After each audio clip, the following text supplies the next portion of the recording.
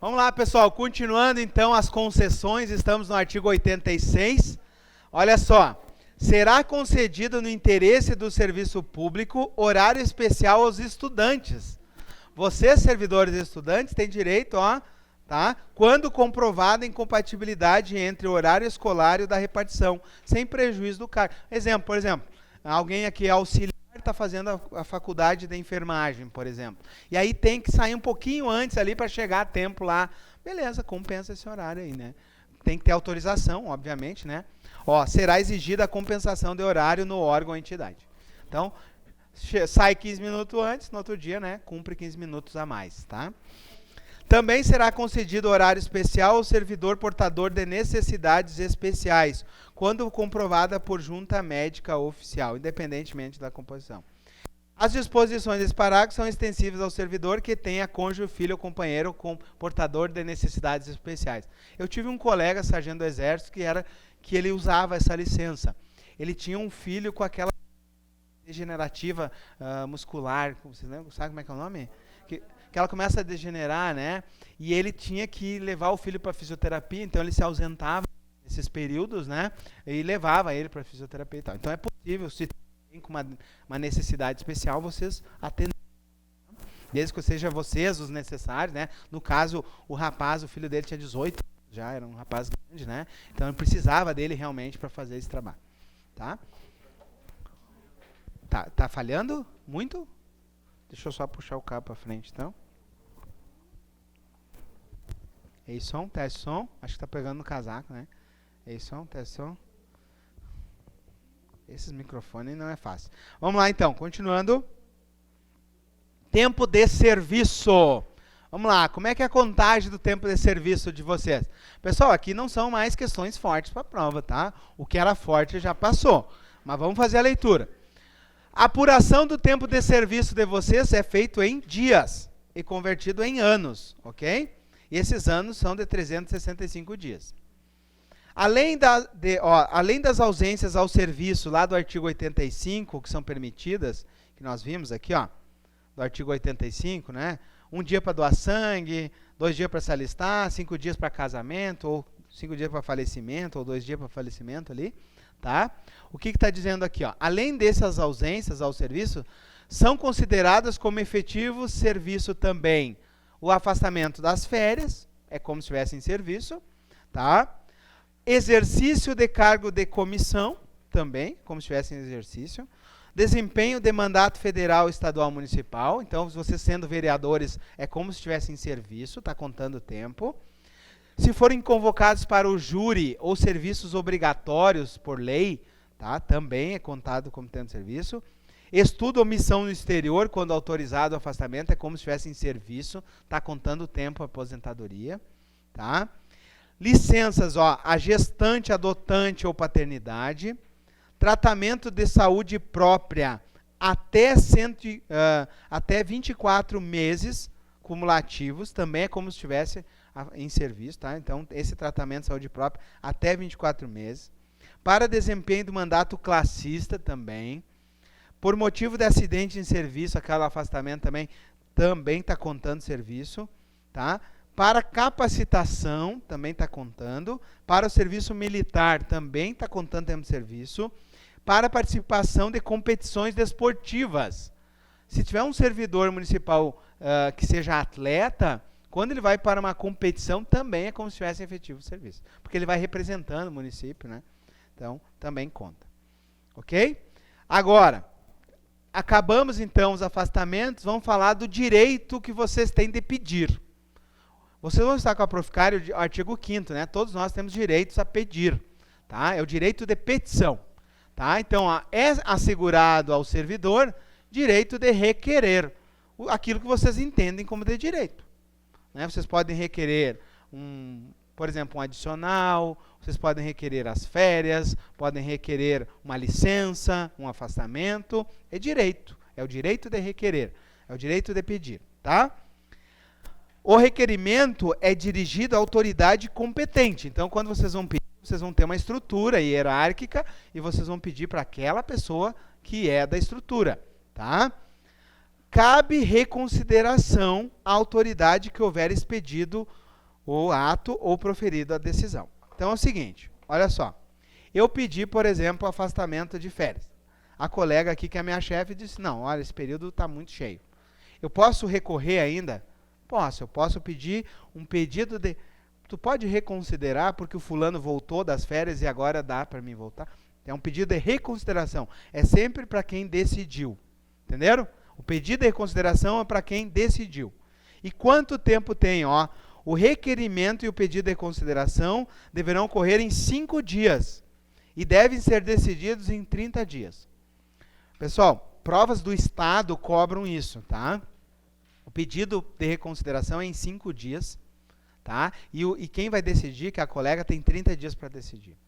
Tá, e se a colega decidiu e disse assim, não vou te dar? Acabou meus direitos? Não, eu posso pedir para a chefia imediata dela. Aí se chama pedido de reconsideração? Não, se chama recurso. Aí eu entro com recurso no superior dela.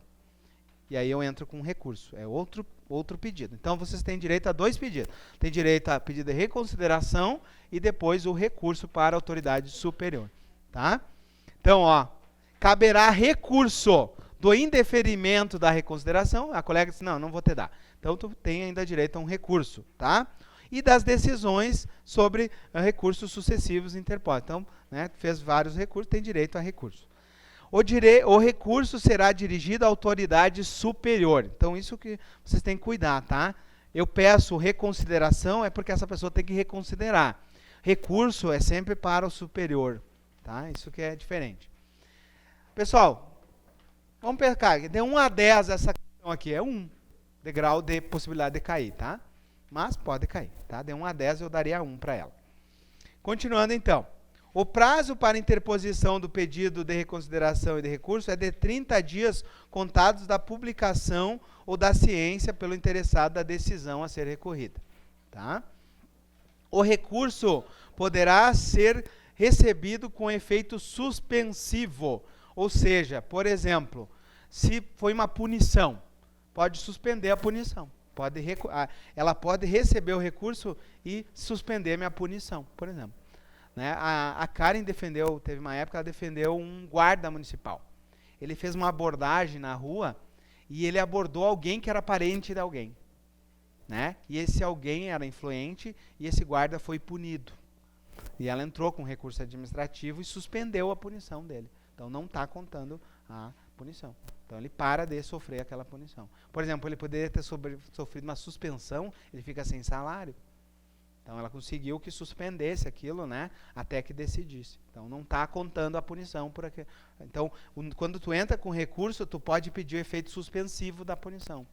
Tá? A pessoa continua normalmente trabalhando e recebendo, por exemplo. Tá? Beleza? Vamos lá então. Em caso de provimento do pedido de reconsideração do recurso, tá? Depois vocês perguntam para a Karen faz vários recursos de defesa dos servidores do município aí, tá? Vários mesmo, tá? Principalmente o pessoal da saúde. O direito de requerer prescreve, tá? A Karen era técnica em enfermagem, né? Era servidora do Hospital Universitário de Santa Maria, então ela entende essa área de saúde. Vamos lá. O direito de requerer prescreve em 5 anos quantos aos atos de demissão e cassação de aposentadoria ou disponibilidade. Então, pessoal, o servidor foi demitido. Quanto tempo ele tem para recorrer em relação a isso? 5 anos, tanto administrativamente quanto judicialmente. Vocês têm 5 anos. Tá? Lembra que o que acontece se eu ganho a sentença? Eu volto, ocorre a reintegração, mas o juiz só vai dar se for nos 5 anos, senão ele não vai dar. Se vocês pediram durante os 5 anos. Tá? Então, cuidado, porque o primeiro critério que o juiz vai olhar para o advogado é se está dentro desses 5 anos aqui. Senão ele nem vai olhar. Tá? Não, não é exoneração, é da demissão. Não, exoneração não tem. Ó, todos os demais casos é 120 dias. Se tu for exonerado, por exemplo, não cumpriu o estágio probatório, vai acontecer o quê? Demissão ou exoneração? Exoneração. Tá, mas tu não concorda com isso. Quanto tempo tu tem para recorrer? 120 dias. Tem 120 dias para recorrer, tá? Não só exoneração, porque aqui é para as punições graves, ó, que é demissão e cassação, quando tu perde o vínculo. Mas, por exemplo, podia ser aquele caso que eu contei do guarda que foi suspenso. Suspenso é uma punição. Suspensão é a punição mais grave antes da demissão. Suspensão, o servidor fica sem receber salário. Até 3 meses aqui no município. Até 90 dias. Fica aí 3 meses sem ganhar salário. Tá? Então foi a punição dele. Tá? Então o que a Karen fez? Fez um efeito suspensivo para que ele continuasse trabalhando e ganhando a remuneração dele. Tá? Então, e quanto tempo ele teria? 120 dias para entrar com a cassação, né? Ou entrar com esse recurso administrativo. Não é 5 anos daí. Só é 5 anos para as mais graves. Demissão, cassação da aposentadoria ou cassação da disponibilidade. Ok? Vocês estão com a cara que, meu Deus. Pessoal, se vocês forem demitidos, quanto tempo vocês têm para recorrer? 5 anos. Nos demais casos que não é a demissão? 120 dias. Decorou. Ok, não preciso entender mais nada. Tá bom? É verdade. Qualquer outro caso, 120 dias. Tá bom? Continuando então. O período, para o exercício do direito de petição é assegurado vistas e cargas do processo. Vocês podem ir lá pedir o processo ou pedir para o advogado ir lá ver o processo. Né? A administração deverá rever os seus atos quando tiverem ilegalidades. Então, se a administração viu que errou, né, exagerou, ela mesma revê. Né? No caso, por exemplo, desse servidor ali, eles reviram o caso. Né? São fatais e improrrogáveis os prazos. Então, perdeu o prazo, né? Não tem o que fazer. Beleza? Aí, pessoal, quem estudou comigo para o concurso anterior sofreu muito. Porque toda a parte disciplinar que ia lá do artigo 101 ao 167, eram 66 artigos, era uma parte dura. Era a parte processual. Como é que se fazia um PAD, comissão, quais são as punições, quais eram os prazos, quais os tipos de punições. Não cai mais nada. Vocês deram sorte, porque foi revogado esse capítulo. Agora tem uma lei própria que trata, né, só disso, que é a Lei Complementar 717, que não cai na prova de vocês. Então vocês estão com sorte. Tá? No concurso anterior tinha que saber. Tá? Quais são as hipóteses de suspensão, quais são as hipóteses de demissão, né? Então não é o caso para vocês, vocês deram sorte. Então vamos agora para a Previdência. Aguente firme aí. Previdência. Os titulares de cargos públicos é assegurado um regime de Previdência, o regime próprio de Previdência. O regime próprio de Previdência dos servidores públicos municipais inclui as autarquias e as fundações. Tá? Olha só, artigo 170. O servidor ocupante exclusivamente de cargo em comissão, do cargo temporário e do empregado público são do regime próprio ou do regime geral? Regime geral. Foi a questão que nós fizemos, a objetiva. Tá? A resposta estava aqui. Servidores efetivos, regime próprio. Comissionados, temporários e empregados, regime geral. Tá? Fechou? Tem que saber isso, tá? Beleza, então eu só vou ali no filé mignon, onde importa aqui em relação a isso, tá? Vamos lá. Artigo 172, Sistema Municipal de Previdência. Na condição do regime próprio de Previdência, compreenderá os seguintes benefícios. Quanto ao servidor, que benefícios previdenciários vocês terão? Aposentadoria por invalidez, aposentadoria compulsória aos 70 anos, aposentadoria por tempo e contribuição, que é aquela aposentadoria voluntária, licença para tratamento de saúde, licença gestante, licença adotante, salário família, gratificação natalina. Quanto aos seus dependentes, vocês terão direito a pensão por morte e auxílio reclusão. Tá? Então, se um servidor é preso, né, o seu dependente tem direito ao auxílio reclusão. Beleza? Vamos lá, então. Parágrafo 2º. A licença para tratamento de saúde será devida pelo Sistema Municipal de Previdência, a contar do 16º dia de afastamento.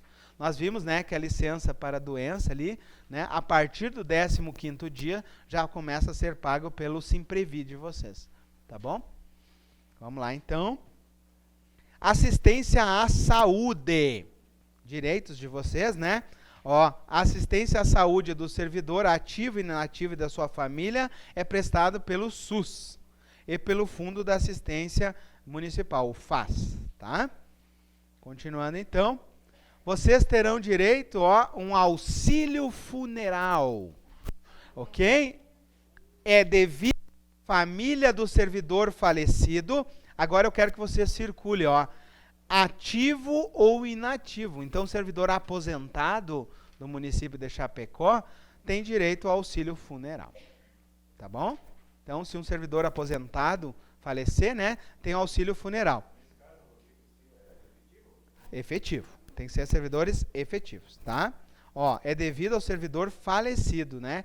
Quando em atividade, ou, na verdade aqui ó, ele nem fala servidor efetivo. Eu entendo que um comissionado teria direito aqui, tá? Porque ele deixou uma brecha ali, ó. Porque ele só fala servidor e não fala que é efetivo. Pode, em qualquer momento.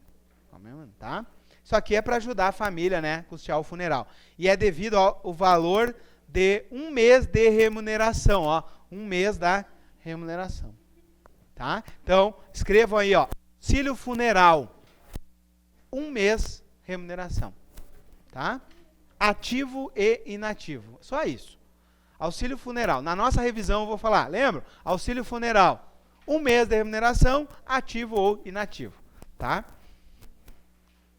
O auxílio funeral será pago no prazo de 48 horas da apresentação do atestado de óbito, tá? Em caso de falecimento do servidor municipal, quando em serviço fora da sede, também ele tem direito às despesas de translado. Então, por exemplo, o servidor está na estrada, aí se acidenta, tem direito ao translado do corpo, tá? Parece, né, ruim isso aí, mas acontece, né? Nós tivemos um servidor do estado, que era do SAER, né, que se acidentou na estrada ali, tem direito, né? Tem direito a isso aí. Pecúlio especial. Então, tem o auxílio funeral e tem direito a um pecúlio. Vamos lá. Aos beneficiários do servidor público falecido, ativo ou inativo, será pago um pecúlio especial, correspondente de um único mês de remuneração. Então, vocês terão direito, né, os familiares, a auxílio funeral de uma remuneração e um pecúlio de uma remuneração. Tá? É um benefício aí. Tá? Não é sempre, é uma só. É um pecúlio especial. Do valor da remuneração. Ó. É do todo. É do brutão lá. Tá? Ok? Então, tem direito a uma remuneração para o funeral e uma remuneração por pecúlio. Pecúlio para a família, né? Poder ali sobreviver naqueles dias ali. Né? E também para custear alguma despesa extra. Tá? O pecúlio será concedido obedecido das seguintes ordens de referência, ó, ao cônjuge companheiro sobrevivente, aos filhos de qualquer condição menores de 18 anos, aos herdeiros na forma da lei. Tá? Então, quem recebe primeiro ali é a esposa. Né? Não será concedido o pecúlio por morte ficta do servidor, aquele que está desaparecido ainda, né? Então, por exemplo, ele não recebe. No caso de morte presumida, o pecúlio somente será pago decorridos 60 dias. Exemplo, o que é uma morte presumida? Vamos pensar aí, os servidores os bombeiros, por exemplo, estão fazendo um resgate como aconteceu lá em Minas Gerais, e são soterrados. A gente presume que eles estão ali debaixo, certo? Então, só vão receber após 60 dias isso, tá? Então, é quando ocorre a chamada morte presumida. Obviamente, esses caras estavam ali trabalhando, né? A gente não sabe até que localize o corpo. Tá bom? É uma morte presumida. Talvez nem localize mais esse corpo, né? Por exemplo, o World Trade Center, né? Quando caiu, né? Muitos ficaram lá e não foram mais localizados. Ok? Né? A gente está falando aí com algumas atividades de risco também, né? Por exemplo, eu trabalhei 11 anos no Exército, então tinha muita atividade de risco, né? Então, a gente estava acostumado com isso. Quem é da Guarda Municipal, por exemplo, está com atividade de risco direto, né? Ou, por exemplo, quem é do SAER do estado, né? Cada vez que levanta helicóptero, está em atividade de risco. Okay. Não, é do servidor. É pro servidor. Servidor falecido. O servidor falecido, os teus parentes ganham. Tá? Não é para os parentes, não é para os dependentes. Vamos lá, então. É devido à família do servidor falecido, tá? Cuidado. Agora, ó, auxílio natalidade, tá? É devido a assegurada por motivo de nascimento de filho em quantia equivalente ao menor vencimento base do município. Então tem direito aí, ó, ao menor vencimento, que é essa parte menor do... Qual é o menor vencimento? É o salário mínimo, deve ser, tá? Porque ninguém pode ganhar menos do salário mínimo. Então o menor vencimento do município é o auxílio natalidade, tá?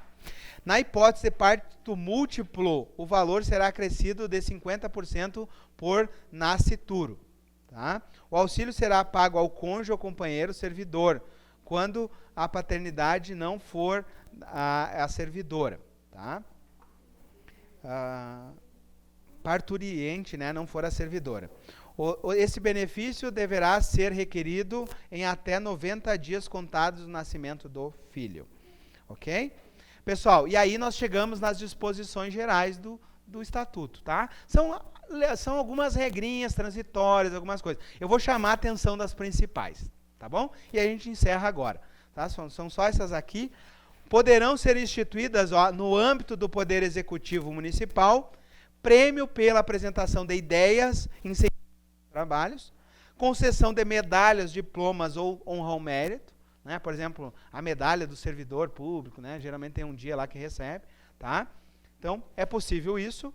Artigo 182, ó, os prazos dessa lei são sempre contados em dias corridos, então não são em dias úteis, são sempre em dias corridos os prazos, excluindo-se do dia do começo e incluindo-se o do vencimento, quando cair em dias não úteis.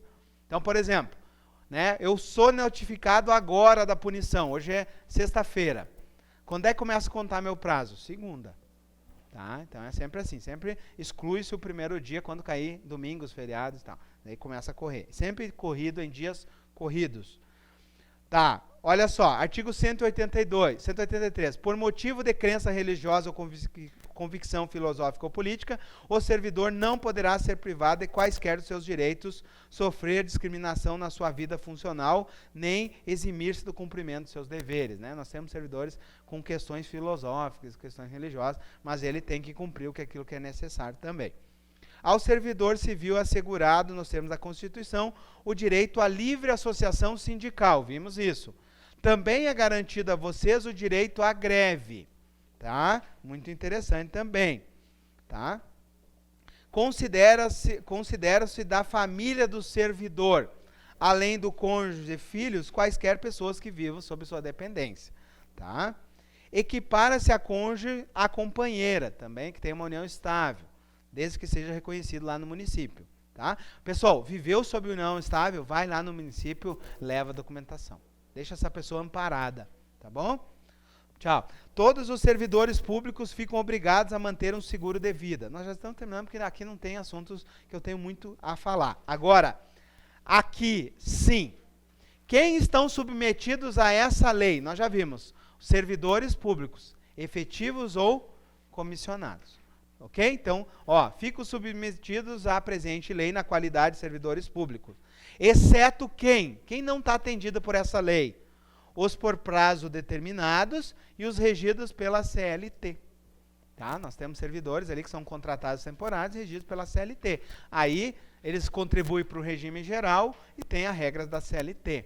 Tá? Por exemplo, os agentes temporários de saúde, por exemplo, ali. Tá? Então, cuidado em relação a isso. Essa aqui é uma regra de transição, outra regra de transição.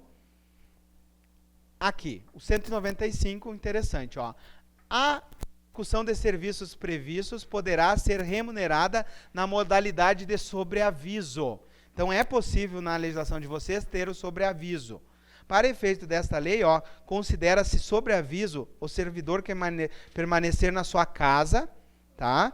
Aguardando a qualquer momento ser chamado para o serviço, sendo que cada escala de sobreaviso será de no máximo 24 horas.